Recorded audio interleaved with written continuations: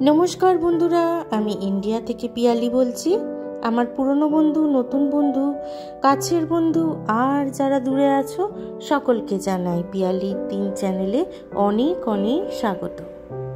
ওই টিস্যুটা কেনার পরদিন থেকেই কিন্তু আমি রোজ সকালে চিনুমুনিকে ঠিক এইভাবেই ঘুম থেকে ওঠার পর চোখ, মুখ, কান, নাক সব পরিষ্কার করে দিই। সকালবেলা যেরকম আমরা মুখ ধুই, ওদেরকেও তো একটা পরিষ্কার করে দিতে হবে। ওর একটা পেস্ট আছে দাঁতে মাজানোর জন্য, কিন্তু সেটা তো মাজাতে দেয় না। মাঝে মাঝে ওইটাকে কি করি, ওই একটা ব্রাশ মতোও আছে, সেইটার সাহায্যে ওর দাঁতে লাগিয়ে দিই। ওইটাই ও চেটে চেটে নেয়, এতেই ওদের মাউথটা ফ্রেশ হয়ে যায়। সকাল থেকে আগে আমার চিনুমুনির জন্য প্রায় 15 থেকে 20 মিনিট একদম ফিক্সড থাকে। ওইদিকে ওই সব করতে করতে হঠাৎ করে ফ্লিপকার্ট থেকে এই জিনিসটা চলে এলো। এটা আমি অনেকদিন আগেই অর্ডার করেছিলাম। চলো বন্ধুরা দেখবে, চলো এই জিনিসটা কি। ধরে গেছে, বাহ বেশ ভালো তো। কি বসালে হবে দেখি, ডেচকিটা বসাই। আরে হ্যাঁ, বেশ ভালো তো। এই দেখো বন্ধুরা, তোমাদেরও দেখাই, দাঁড়াও জল নিই। এই দেখো বসালাম তো। আমার আগে কি হতো, ওই গ্যাসটা এই পাশ দিয়ে দিয়ে বেরিয়ে যেত। মানে দেখাচ্ছি, দাঁড়াও আগে এটা তুলি।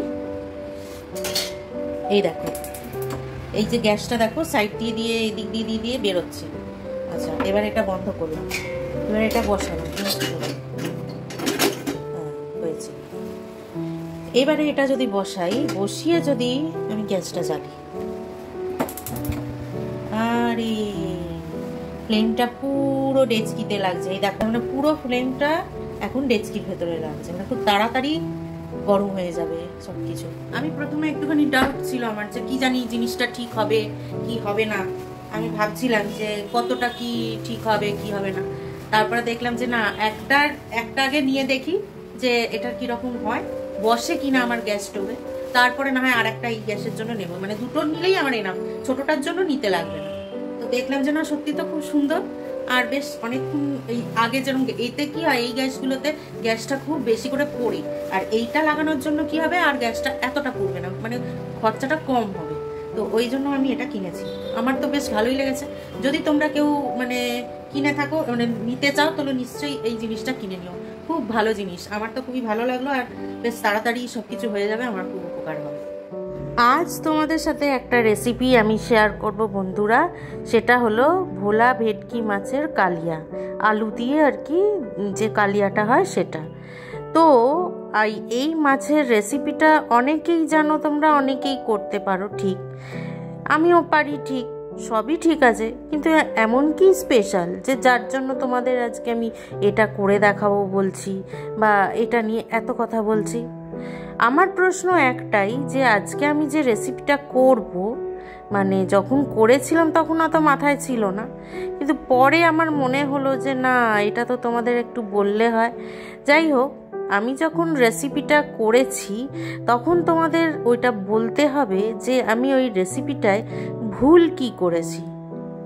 মানে এত ভালোভাবে আমি রান্নাটা করে গেছি, এই ভুলটা যে কি করেছি দেখি তোমরা কেমন ধরতে পারো আমার ওই ভুলটা।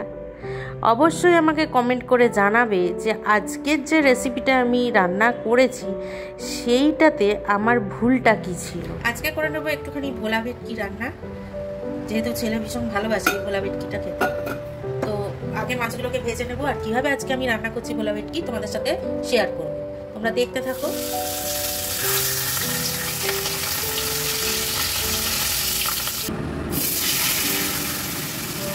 আলুটা ভাজা হয়ে গেছে, তুলে রেখেছি। এবারে এর মধ্যে দিয়ে দেবো এই যে কুচনো, এটার মধ্যে যে কুচনো রসুন আর পেঁয়াজ ছিল সেইটা।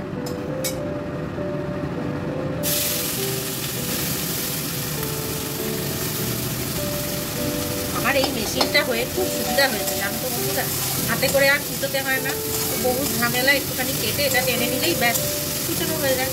পেঁয়াজটাকে একটুখানি ভাজবো, একটু নুন দিয়ে দিই, তাহলে তাড়াতাড়ি হয়ে যাবে ভাজাটা। তবে আমি অল্প দেবো না, একেবারেই নুনটা দিয়ে দিচ্ছি, যতটা তরকারিতে নেবো ততটা।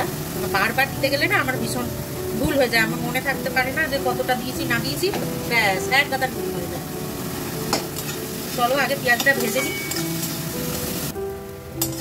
পেঁয়াজটা দেখো এইরকম এরকম ভাজা হয়েছে, ভালো মানে ভাজা হয়েছে, এই যে একদম ব্রাউন হয়ে গেছে। এবার এর মধ্যে দিয়ে দেবো, এখানে আবার কুচিয়ে নিয়েছি টমেটো আর কাঁচা লঙ্কা। এটা আদা দেবো না, আদা ছাড়াই করছি। তো এবার এইটা দিয়েও আবার টমেটোর কাঁচা গন্ধটা যতক্ষণ না যাবে ততক্ষণ কষিয়ে নিই। সরি, ওইদিকে ওটা কষা হচ্ছে। আর তোমাদের একটা জিনিস দেখে, প্রথম জিনিস তো এইটা তোমরা দেখতে পাচ্ছ, এই যে এটা লাগিয়েছি আর দারুণ মানে তাড়াতাড়ি হয়েও যাচ্ছে। আর এই জানলা দিয়ে যে হাওয়াটা আসতো সেটাও মানে আসছে না, গার্ড হয়ে আছে। আর একটা জিনিস তোমরা দেখো, এই যে দিদি যে সেই ফ্যানটা আমাকে দিয়েছিল, এই রান্নাঘরে দাঁড়িয়ে দাঁড়িয়ে আমি ঘেমে যাচ্ছিলাম, তো ওই জন্য আমি ফ্যানটা চালিয়েছি। দিদি দেখে নাও, আমি ফ্যানটা কিন্তু চালিয়েছি। তো আমি ফ্যানটা চালিয়েছি, গরমও করছে না, আর এদিকে আমার রান্নাও হয়ে যাচ্ছে। চলো তাহলে রান্নাটাই আবার ফিরে যাই। মশলাটা ভালো করে কষা হলে এর মধ্যে দেবো, এখনো টমেটোটা কষা হয়নি, টমেটোটা কষা হোক তারপরে আসছি। ভালো মতো এটা কষা হয়ে গেছে। এরপরে এর মধ্যে দিয়ে দেবো একে একে, দেখো এই যে ধনে আর জিরে পুরো একসাথে ছিল আমার রাখা, ওইটা দেবো। আর দিয়ে দেবো এর মধ্যে একটু গুঁড়ো লঙ্কা, আর তার সাথে দিয়ে দেবো কাশ্মীরি গুঁড়ো লঙ্কা। এবার এটা একসঙ্গে আবার কষিয়ে নেবো। অল্প একটুখানি জল দেবো, নাহলে পুড়ে যাবে। এবার এটাকে একটুখানি অল্প একটু কষাবো।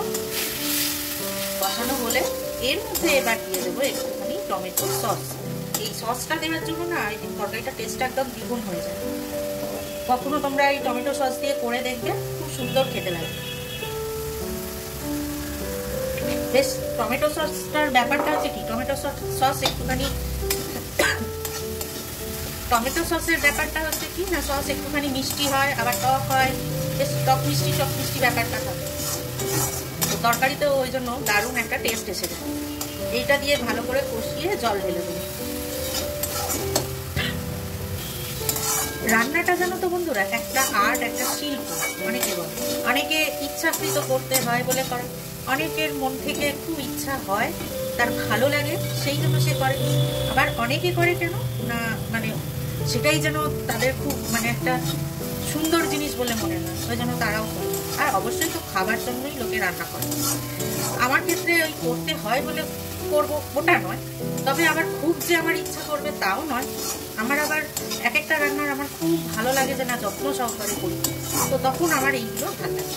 আর সব থেকে বড় কথা কি, রাঁধতে গেলে আমি একটা জিনিস করি, সেটা হচ্ছে এই যে কড়াইয়ের গায়ে যদি আমার লেগে থাকে না, আমার খুব অস্বস্তি লাগে। এক এক সময় হয়ে যায়, সব সময় তো আর তো সাবধানে করা হয় না, কিন্তু যতটা পারি এই যে দেখো নাড়াচ্ছি আর এই খালি এরকম করছি আর এরকম করছি, মানে এই সারা গায়ে যেন না লেগে যায়।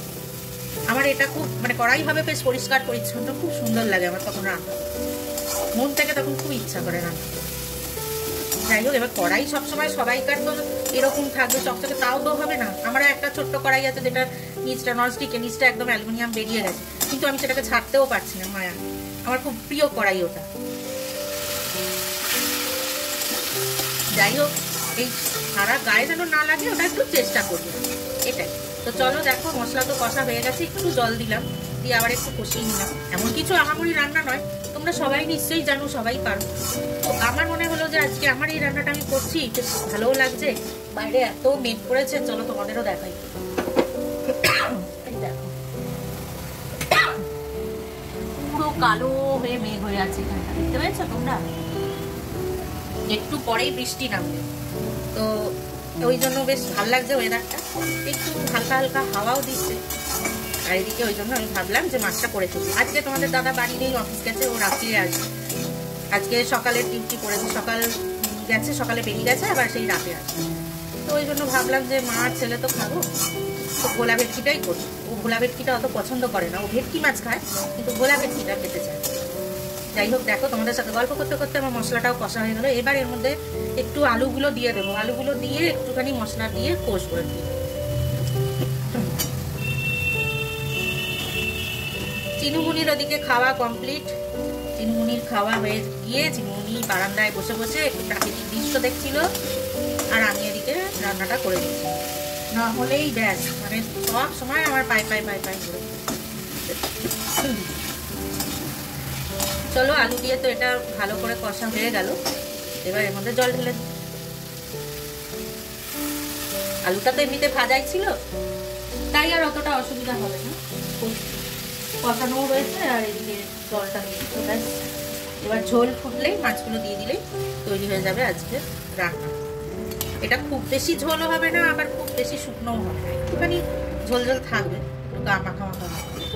যেহেতু আলুর সবজির কি দাম বন্ধুরা, আমি ওই জন্য আর চন্দ্রমুখী কিনিনি, এবারে জ্যোতি আলু কিনেছি।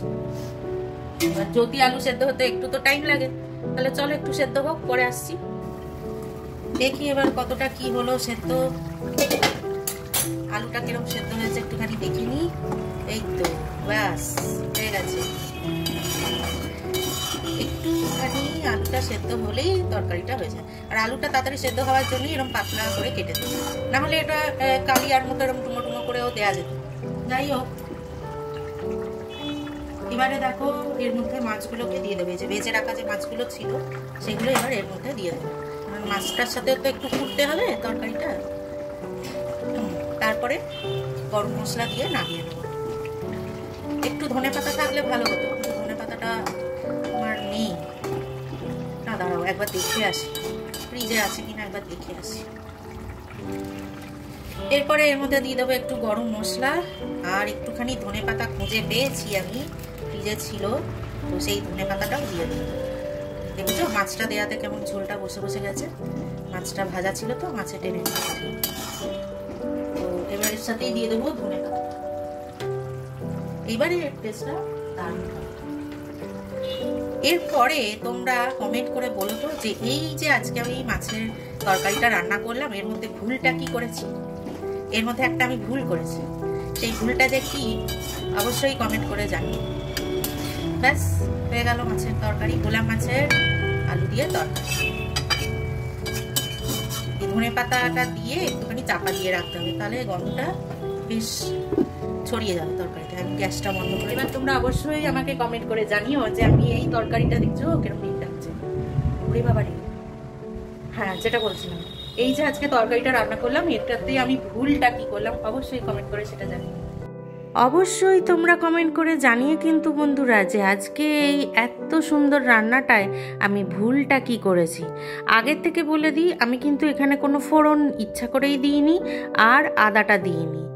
এছাড়া আমি কি ভুল করেছি তোমরা আজকে আমাকে অবশ্যই সেটা কমেন্ট করে জানিও, কেমন? আজকে আমার এই ভিডিওটা এই পর্যন্ত রইল বন্ধুরা। আমার এই ভিডিও তোমাদের কেমন লাগলো অবশ্যই সেটা কমেন্ট করে জানিও, আর প্লিজ একটু সাবস্ক্রাইব করে আমার পাশে থেকো। আর যারা যারা অলরেডি আমায় সাবস্ক্রাইব করেছো তাদের অনেক অনেক ধন্যবাদ। দেখা হবে আবার কালকে, চলে আসবো আবার তোমাদের জ্বালাতন করতে আর একটা নতুন ভিডিও নিয়ে। আজ আসি, ভালো থেকো, সুস্থ থেকো, টাটা।